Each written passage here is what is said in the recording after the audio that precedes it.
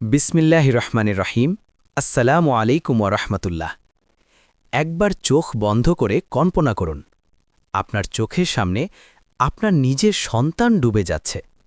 আপনি তাকে ডাকছেন, বারবার বলছেন, এসো আমার সাথে নৌকায় ওঠো, কিন্তু সে ফিরেও তাকাচ্ছে না। ঠিক এমনই এক হৃদয়বিদারক মুহূর্ত ঘটেছিল ইতিহাসের সবচেয়ে ভয়ঙ্কর মহাপ্লাবনে, যে প্লাবনে ডুবে গিয়েছিল পুরো পৃথিবী। এই গল্প শুধু একটি নৌকা বা একটি বন্যার গল্প না, এটা ৯৫০ বছরের ধৈর্য, বিশ্বাস আর এক বাবার ভেঙে যাওয়া হৃদয়ের গল্প। আজ আমরা জানব কিভাবে শুরু হয়েছিল পৃথিবীতে মূর্তি পূজা, কিভাবে মরুভূমির মাঝে তৈরি হয়েছিল বিশাল এক নৌকা, আর কেন আজও পাহাড়ের চূড়ায় পাওয়া যায় সামুদ্রিক জীবের ফসিল। চলুন শুরু করি নূহ আলাইহিসসালামের সেই রহস্যময় মহাপ্লাবনের কাহিনী। পৃথিবীতে মূর্তিপূজার সূচনা। মানবজাতির শুরুটা ছিল একদম পবিত্র। মানুষ এক আল্লাহের ইবাদত করত, কোনো মূর্তি ছিল না, কোনো শিরক ছিল না। কিন্তু সময়ের সাথে সাথে শয়তান তার চক্রান্ত শুরু করল। মানুষদের মাঝে কিছু নেককার ব্যক্তি ছিলেন, তারা ছিলেন সৎ, আল্লাহভীরু, মানুষের কাছে সম্মানিত। যখন তারা মারা গেলেন, মানুষ তাদের খুব মিস করতে লাগল। শয়তান তখন তাদের মনে এক চিন্তা ঢুকিয়ে দিল, তাদের স্মরণে কিছু মূর্তি বানাও। প্রথমে উদ্দেশ্য ছিল ভালো, কিন্তু ধীরে ধীরে সেই মূর্তিগুলোই হয়ে উঠল পূজার বস্তু। এভাবেই পৃথিবীতে শুরু হল শিরক, এবং মানুষ হারিয়ে ফেলল সত্যপথ।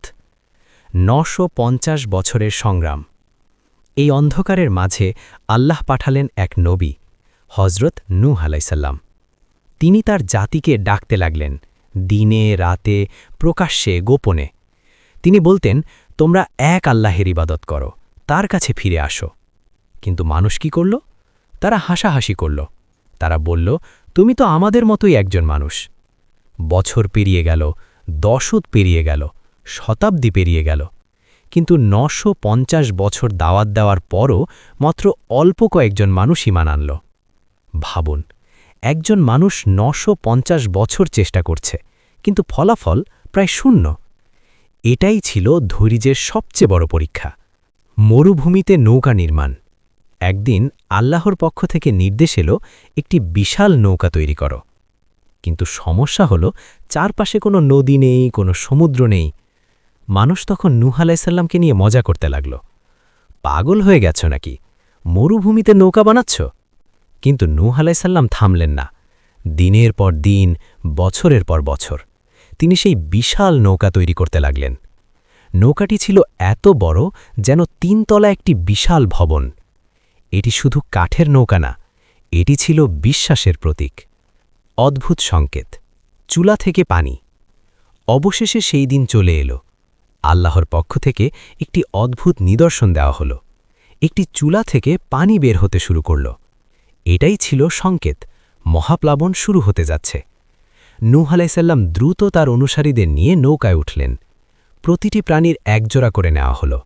দরজা বন্ধ হয়ে গেল, আর তারপর মহাপ্লাবনের ভয়ঙ্কর সূচনা। হঠাৎ করে আকাশ ফেটে গেল, মুষলধারে বৃষ্টি নামতে লাগল, মাটি ফেটে ফেটে পানি বের হতে লাগল। চারদিকে শুধু পানি, পাহাড়ের চূড়াও ডুবে যেতে লাগল। এই ঘটনা ইতিহাসে পরিচিত নূহ আলাইহিসসালামের মহাপ্লাবন। আজ বিজ্ঞানীরা অবাক হয়ে দেখছেন, পাহাড়ের চূড়ায় পাওয়া যাচ্ছে সামুদ্রিক জীবের ফসিল, যা অনেকেই এই মহাপ্লাবনের সাথে মিলিয়ে দেখেন। পিতা ও পুত্রের হৃদয় বিদারক বিদায়। এই ভয়ঙ্কর অবস্থার মধ্যেই নূহ আলাইহিসসালাম দেখলেন তার নিজের ছেলে পানির মাঝে। তিনি চিৎকার করে বললেন, হে আমার সন্তান, আমাদের সাথে নৌকায় উঠে আসো। কিন্তু তার ছেলে অহংকার করে বলল, আমি পাহাড়ে আশ্রয় নেব, আমাকে কিছু হবে না। নূহ আলাইহিসসালাম কাঁদতে কাঁদতে বললেন, আজ আল্লাহর আদেশ থেকে কেউ বাঁচাতে পারবে না।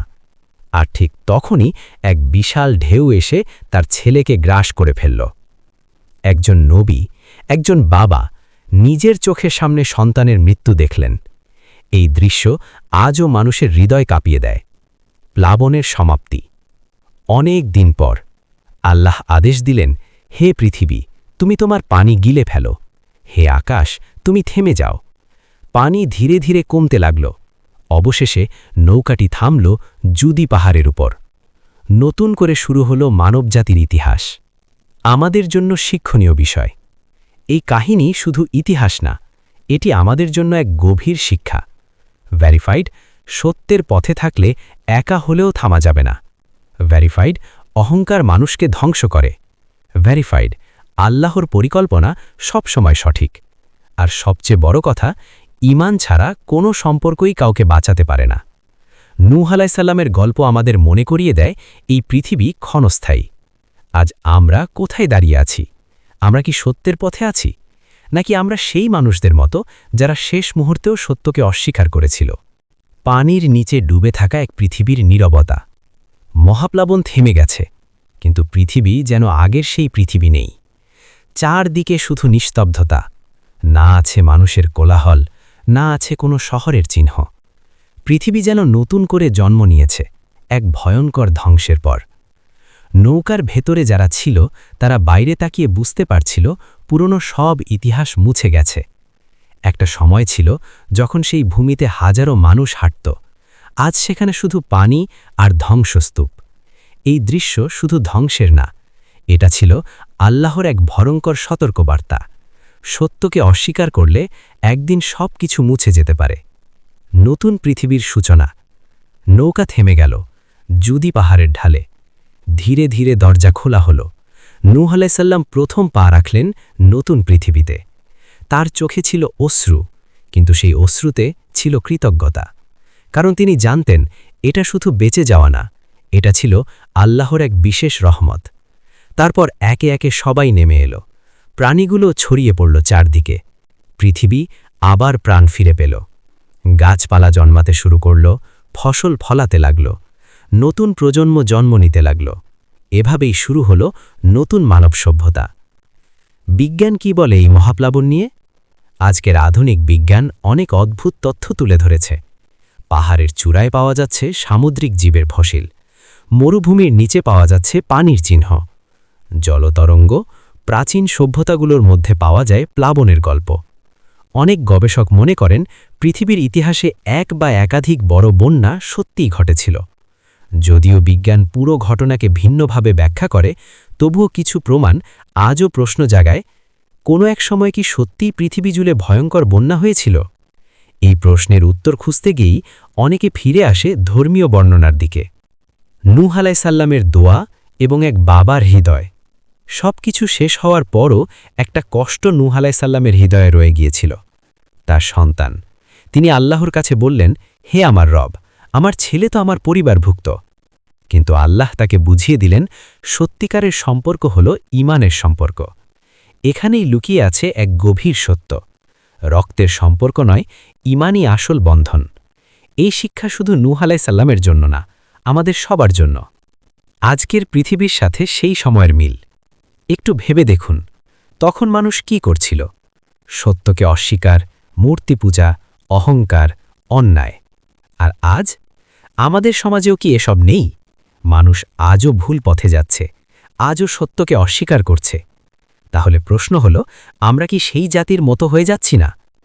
নূহ আলাইহিসসালামের কাহিনী কোনো গল্প না, এটা এক জীবন্ত সতর্কবার্তা। যে জাতি সতর্কবার্তা শুনেও ফিরে আসে না, তাদের পরিণতি কি হতে পারে এই গল্প সেটাই দেখায়। আজও সময় আছে নিজের ভুলগুলো ঠিক করার, সত্যের পথে ফিরে আসার, আল্লাহর কাছে ফিরে যাওয়ার। কারণ যখন শেষ সময় চলে আসবে, তখন আর কোনো সুযোগ থাকবে না। একজন বাবা নিজের সন্তানের জন্য কাঁদছেন। একজন নবী 950 বছর ধরে মানুষকে ডাকছেন।